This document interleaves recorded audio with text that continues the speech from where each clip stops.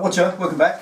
Midweek roundup now. It's going to be another comments box debate. I think it's about time we did another one. We did one the other day on is it right to buy a new bike, and your amazing support was great. We found there was a real mixed bag. Some of you think it's great to have a brand new bike and it's the only way to go. Others said no, you'd never buy a new bike, it's all too much money, etc, etc. The greatest comment I felt was the video that my old mate Dave Dyson made, where he said, yes, I think a new bike is a good thing, but would I have one? No. Typical Mr. Dyson, eh? Contrary to the last. But it wouldn't do to start a video without saying thank you first for the amazing support, the absolutely incredible support for her sister Wendy's Cancer Research Marathon Run Fund. You have taken it from £80 to, I believe, just under £3,300 in Sunday. Yeah, and she's been very tearful. Oh yeah. She's so shocked with, well, incredible. The Honestly, lovely messages she's had. I think that's what it is. It's the messages of your personal fights and your personal battles with cancer, while you're supporting Cancer Research. Now it's £3,300, and I think the video hasn't even been finished getting hits yet. It's still getting about 250 a day, so there's still more rolling in all the time. I think we're going to end this on about £5,000, and that's the most amazing sum. In fact, Wendy has said, hasn't she herself, to say thank you all for it so far, that she's actually a little intimidated now by it. She was going to be happy to do it and finish in 4 hours, but we've said to her it doesn't matter as long as you just do it. All that's important is you can finish. Even if you walk it, you must finish. But she wants to do it in 4 hours. She actually wants to not just do this marathon, she wants to smash it, just like you have helped her smash the target. Bless her, £100 target. 3,000% over. I think it's fantastic. Thank you. It's all down to you. Thank you so much. The power of YouTube is outstanding. Fantastic. And we'll keep everyone updated with their progress. Tell you what we're doing, and where it goes and how it goes, and on the day, and where it's the Bournemouth Marathon in Dorset, and what the date is and where she is, and maybe a few of you who are local might come along and cheer her across the finishing line, because you'll be romping across in under 4 hours, I guarantee it. She's training so hard as well, every single day, isn't it, almost? Right, now this is now going to be, what we're going to do is the next comments box debate. We did it the other day, it was great, it really is. We can't answer them all, as we found, because you get the most outrageous amount of messages. I think we're up to about 300 or 400 within no time at all. So we're going to leave the debate to roll on, have your say, but do read it. So we're going to do this one. We've got 6 subjects that I've put aside for this, that I've come up with for comments box debates, and this particular one was going to be left until the end. We thought it would be the right thing to do. It was the most dramatic, the most powerful, but something we received, an email we received in the week, has prompted me to bring this one forward and put it here, right now, as the second one. You now know what the comments box debate is, and I want to throw this at you. I want you to think about this, and I want to know what you think of it. It starts, before I actually tell you what the debate itself is about, it starts with an email we got. I have to read this to you because I can't really recount it in my own words. I just have to read it. It's from a young man called Ryan. His channel name is Ryan R. I've put it underneath so you can have a look at it. He's got an empty channel. He's just a viewer. One of our viewers has been watching a long time. We've seen his progress develop as a biker. He's only a young guy. But I must read you this message. I want to read this so that you can get a feel for what I received and what I read, because we read everybody's message, we respond to them. And this is what I got. Afternoon, Del, still bringing out these great videos, and I was hoping to meet up with you at some point, but unfortunately I had a bike accident a few weeks ago and I broke a vertebrae and I'm in a wheelchair now. That stopped me right there. He goes on to say, I just want to thank you for all the fantastic advice that you've given me. Maybe in the future I can get back on a bike and see you. Many thanks, Ryan. You have to take a minute there, don't you? You really do. That shook me up. So naturally I couldn't just say, thanks for watching the videos, mate, all the best, Del. That's no. I went back to him and said along the lines that, look, please, for goodness sake, tell me that's not permanent. Tell me it's a healing thing. Tell me there's a brighter prognosis. And thankfully, he came back to me with some hope. And I didn't do this video yesterday because I couldn't. Reading that shook me. He comes back after I asked him what happened at the accident, how did this occur? You broke a vertebrae, that's very serious. What occurred and what's the prognosis? And he comes back, hi Del, yeah, they said 6 months in a wheelchair and see how it goes from there. So no guarantees. And with human healing, there are no guarantees. So I've got to say at this point, Ryan, Godspeed to you, my friend. I hope that you're a young man. Do you think Ryan's some 50-year-old born again? He's not even 21 yet. He's 20 years old. And after a bike accident, he's in a wheelchair.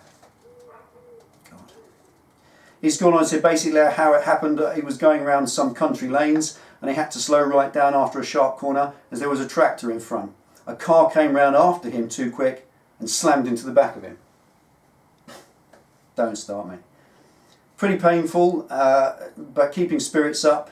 If in your next video you could mention something about safety in country roads, and if you want to mention this story, really explain how dangerous they can be, then I would be chuffed. Well, there is it mentioned, Ryan, and yeah, safety in country roads. Safety, you know, the whole tractor syndrome. Those of you out and about and ride fast in the countryside, we like to do that. Tractors can be a terrible danger, they really can, and they can cause some horrific injuries. But Ryan isn't the bad guy here. Ryan didn't ride up the road and slam into the back of a tractor. He stopped in time. He did the right thing. He was a good rider. He did it correctly.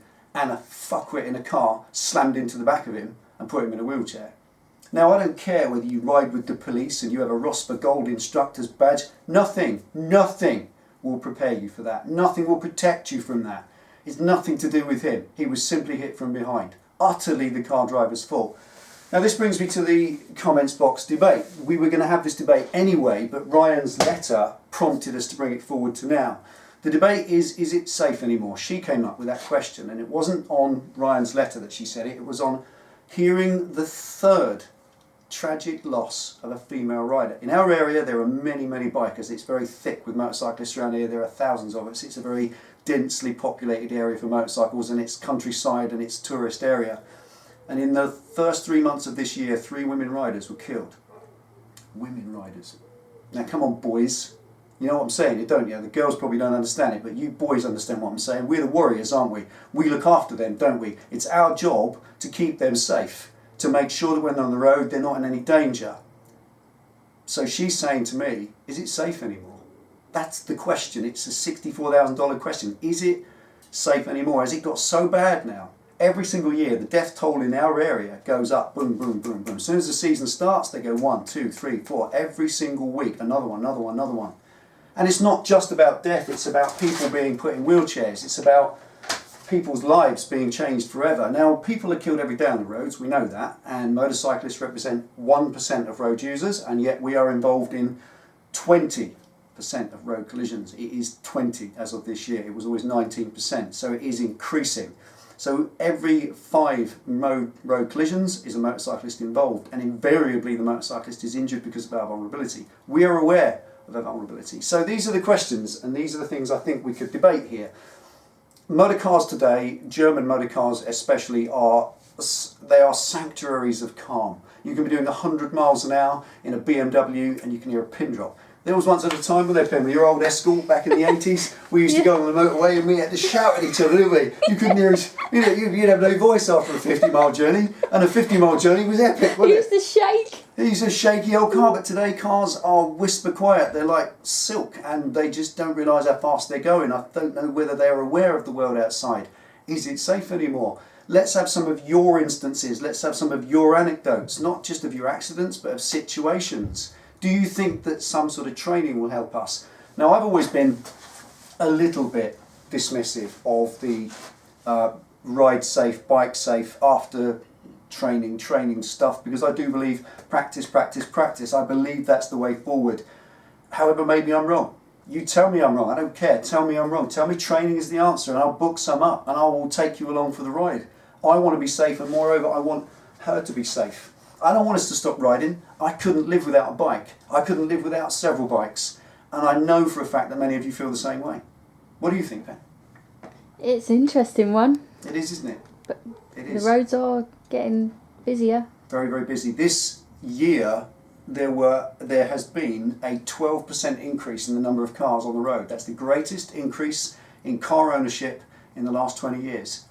They're just getting more and more and more. The roads are getting more crowded. We can't go out on Sundays anymore. We used to go out on Sunday rides, didn't we? You used to be able to go out in the evening, Don't anymore. and Sundays it'd be dead, but You it's don't. just cars everywhere now. People treat the roads as recreation now in their cars. They're out there, they're driving around, and we all have a right to use it. I'm not saying they shouldn't.